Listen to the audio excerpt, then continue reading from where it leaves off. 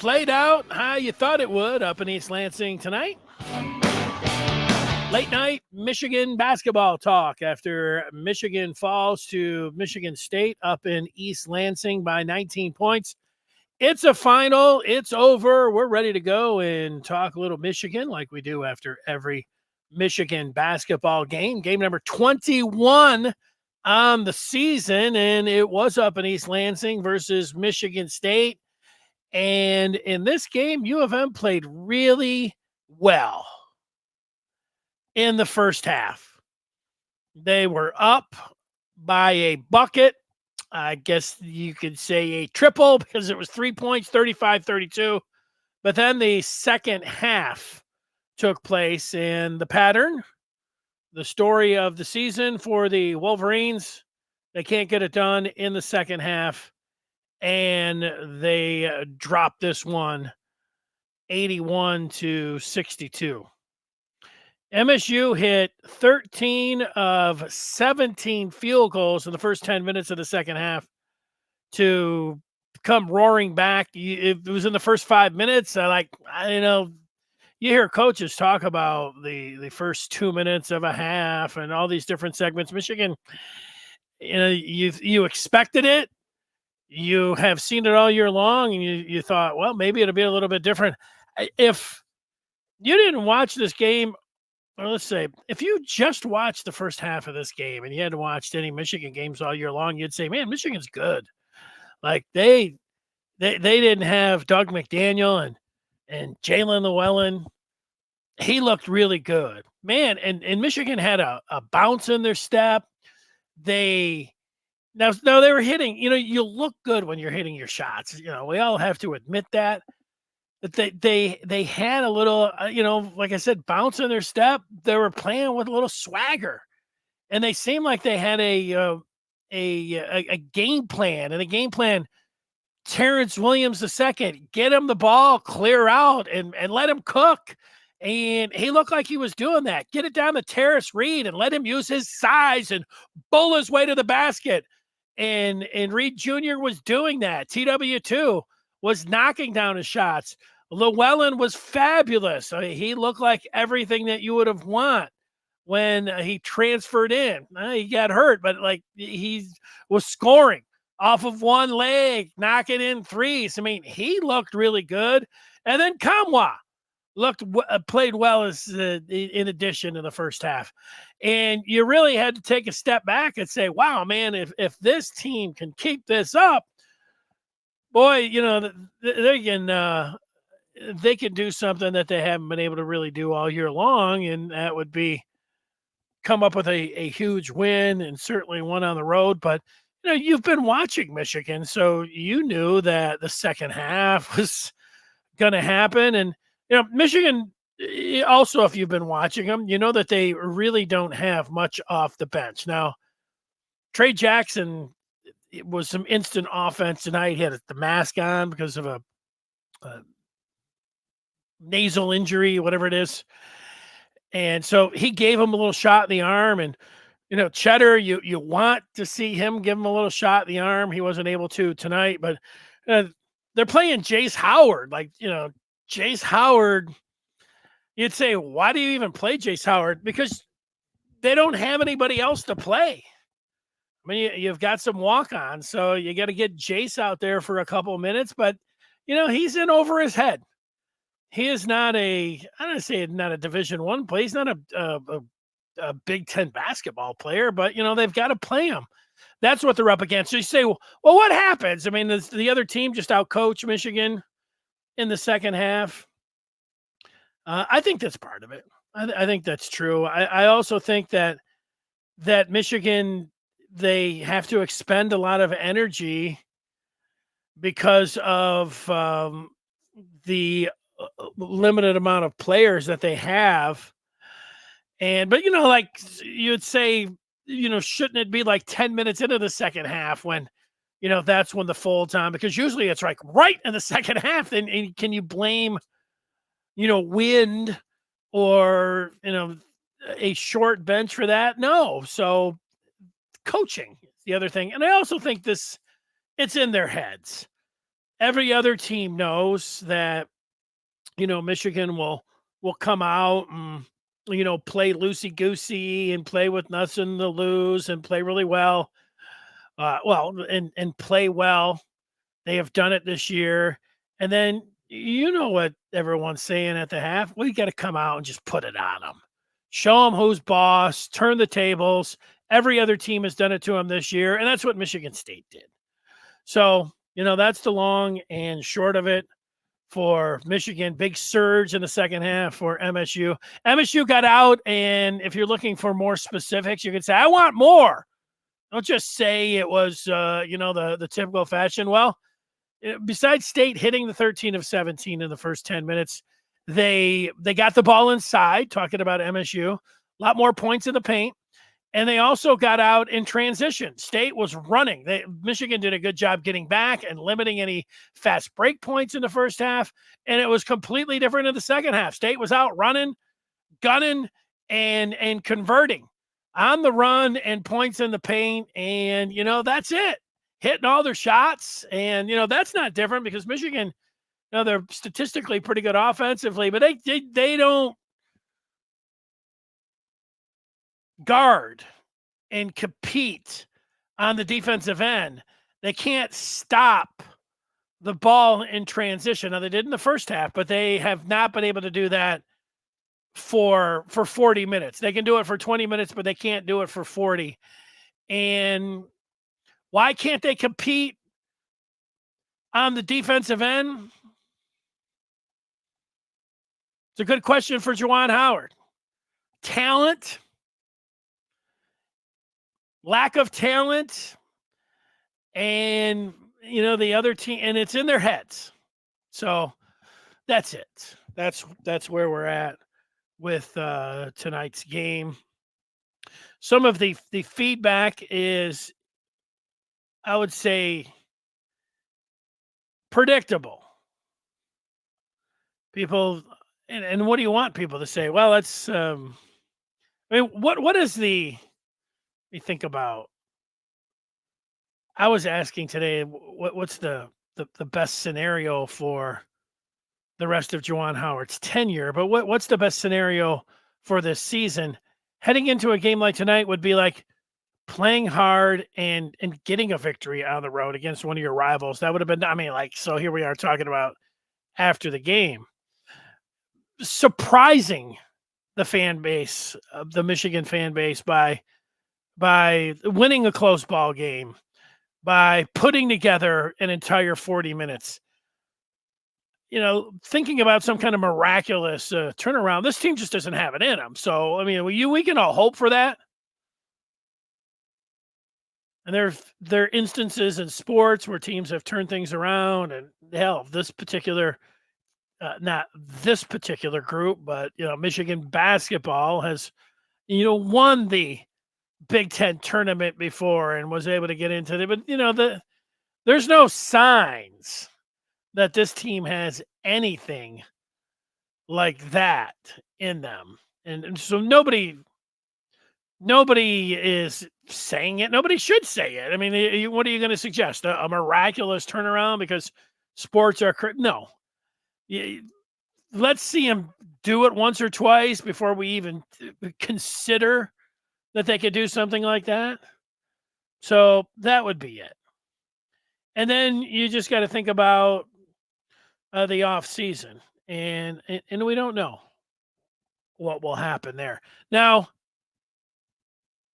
Ward Manuel's I think is an extremely patient AD, and this was his handpicked choice. So there is like I have talked about in the last few, a path to, Howard coming back and changing his assistants, but also Michigan has never finished last in the Big Ten in over 50 years. And they're on track to do that. So that's something that really sticks out. Not in the Tommy Amaker days, not in the Brian Ellerby days. They finished 10th a couple times in an 11-team Big Ten, but they have never finished dead last since Cazzie Russell left to go to the pros. The next year, Michigan dead last in the Big Ten. Was it 66, I think.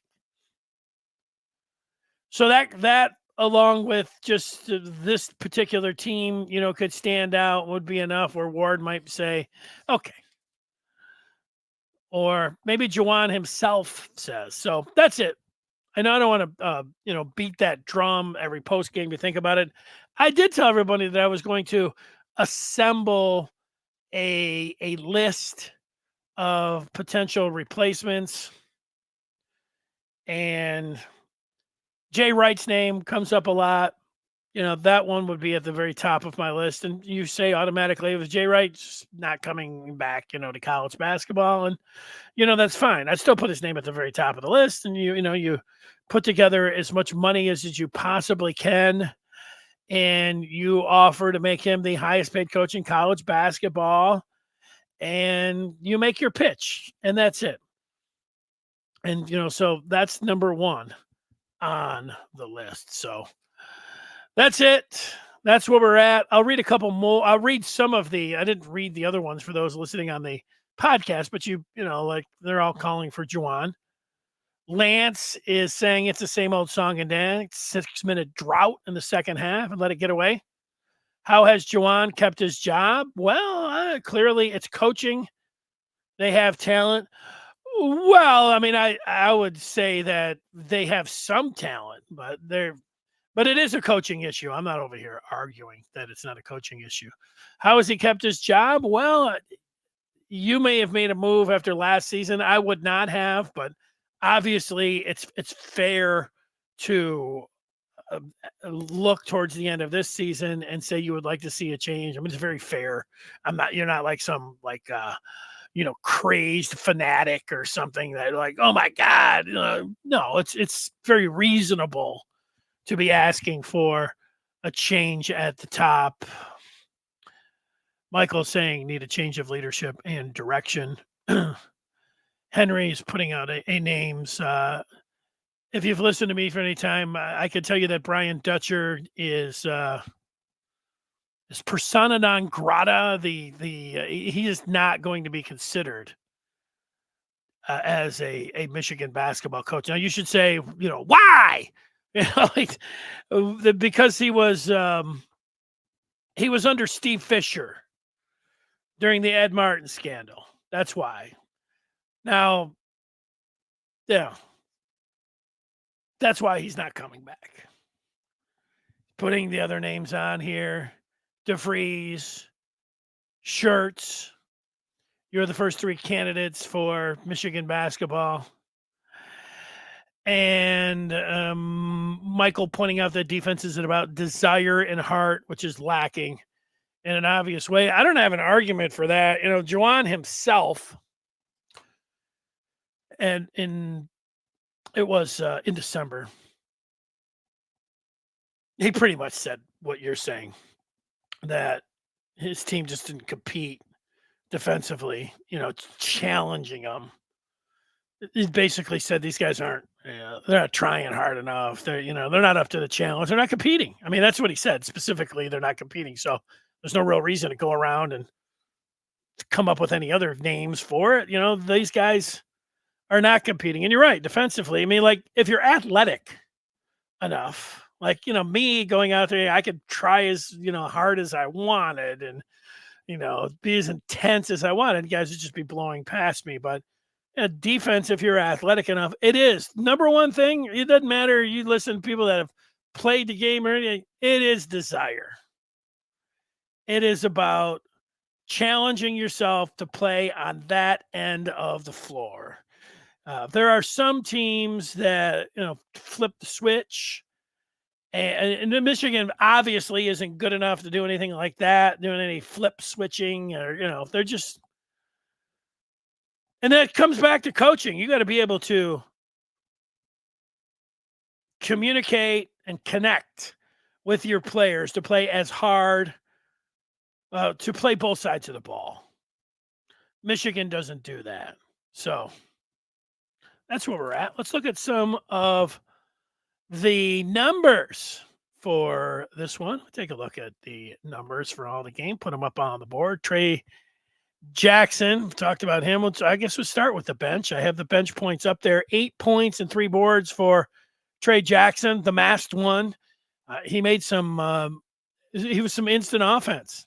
And nice game there for Trey. Will Cheddar, this is a big disappointment, a big bagel for the Cheddar man. 0 points, 1 board, 1 assist. 1-3. That's not going to get it done. Jace played and shot an air ball. That sounds mean. That's what it was. Let's just say he was 0 for 1, which is true as well. Jalen Llewellyn had a team high 18, 3 boards, 1 assist. Nice game there for Jalen, who is thrust into the starting role with Doug McDaniel serving his road suspension, watching back at home. Maybe make a joke about him studying. I don't know. TW2, 14 points, 5 of 10. He was all right. Kamwa, you're going to want a little bit more. I like Kamwa, 9 points, 7 boards, but there's Kamwa can do everything out on the floor. There's 2 things that I don't like Kamwa doing.